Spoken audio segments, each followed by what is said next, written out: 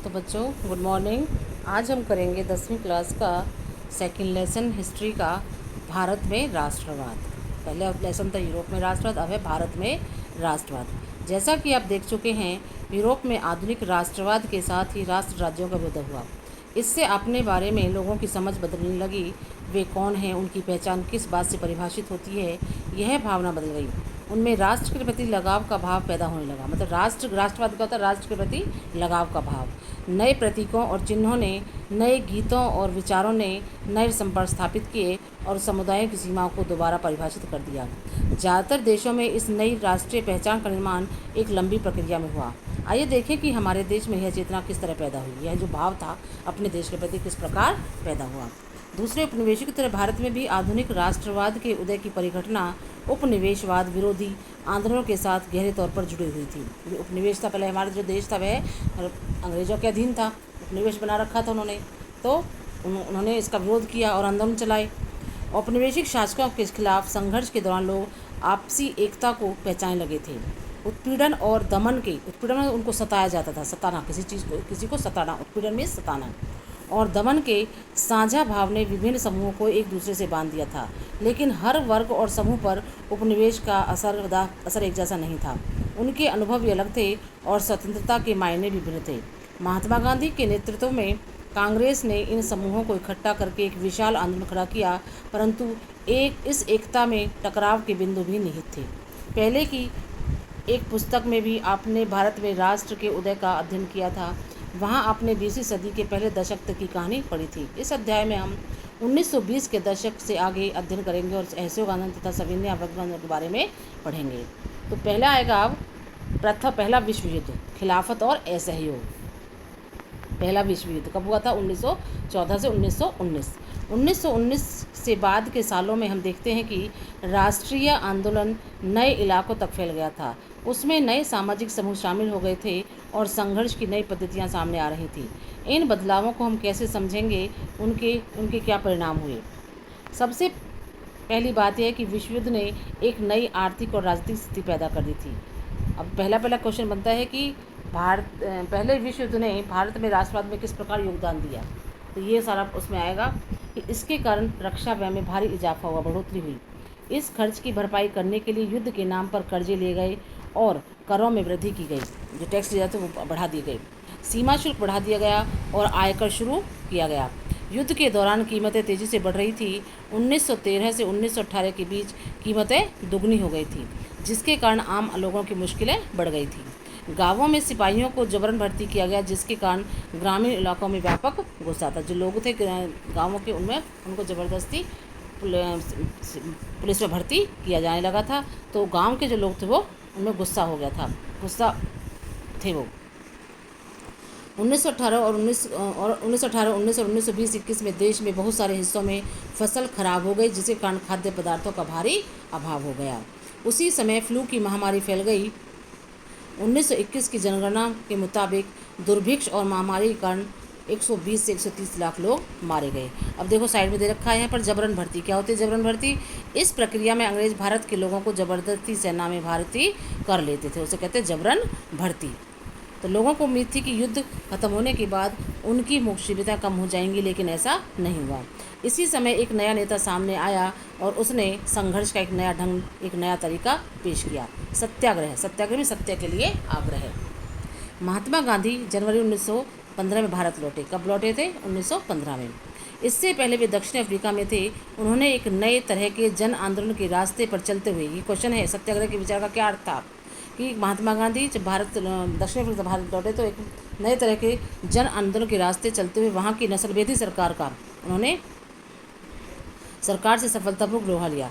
इस पद्धति को सत्याग्रह कहते हैं। सत्याग्रह के विचार में सत्य की शक्ति पर आग्रह और सत्य की खोज पर बल दिया जाता है। इसका अर्थ है कि अगर आपका उद्देश्य सच्चा है, यदि आपका संघर्ष अन्याय के विरुद्ध है, तो उत्पीड़क से मुकाबला करने, जो हमें सता रहे हैं उनसे मुकाबले, जो हमारा प्रतिद्वंदी है या जो हमें सता रहे हैं उनसे मुकाबला करने के लिए आपको किसी शारीरिक बल की आवश्यकता नहीं है। प्रतिशोध की भावना या आक्रामकता का सहारा लिए बिना सत्याग्रही केवल अहिंसा के सहारे भी अपने संघर्ष में सफल हो सकता है। इसके लिए दमनकारी शत्रु की चेतना को झिझोड़ना चाहिए।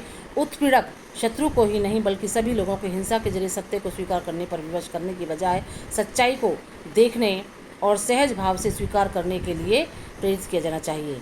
इस संघर्ष में अंततः सत्य की ही जीत होती है। गांधी जी का विश्वास था कि अहिंसा का यह धर्म सभी भारतीयों को एकता के सूत्र में बांध सकता है। भारत आने के बाद गांधी जी ने कई स्थानों पर सत्याग्रह आंदोलन चलाए। सबसे पहले उन्होंने चलाया था 1917 में चंपारण में, 1916 में है शायद, 17 में नहीं 16 में है ये। उन्होंने बिहार के चंपारण इलाके का दौरा किया और दमनकारी बागान व्यवस्था के लिए किसानों को संघर्ष के लिए प्रेरित किया। 1917 में उन्होंने गुजरात के खेड़ा जिले के किसानों की मदद के लिए सत्याग्रह को आयोजन किया। फसल खराब हो जाने और प्लेग की महामारी के कारण खेड़ा जिले के किसान लगान चुकाने की हालत में नहीं थे। वे चाहते थे कि लगान वसूली में ढील दी जाए।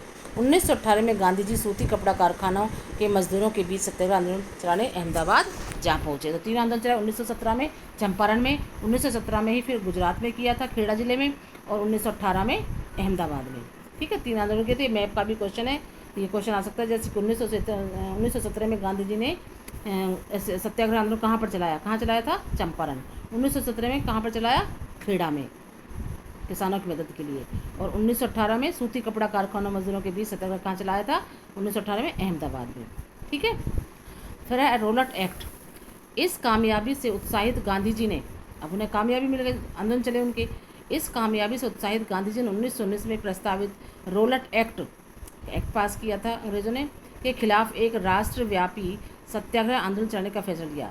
भारतीय सदस्यों के भारी विरोध के बावजूद इस कानून को इंपीरियल लेजिस्लेटिव काउंसिल ने बहुत जल्दबाजी में पारित कर दिया था। इस कानून के जरिए, मतलब क्या कानून था ये, कि इस कानून के जरिए सरकार को राजनीतिक गतिविधियों को कुचलने और राजनीतिक कैदियों को 2 साल तक बिना मुकदमा चलाए जेल में बंद रखने का अधिकार मिल गया था।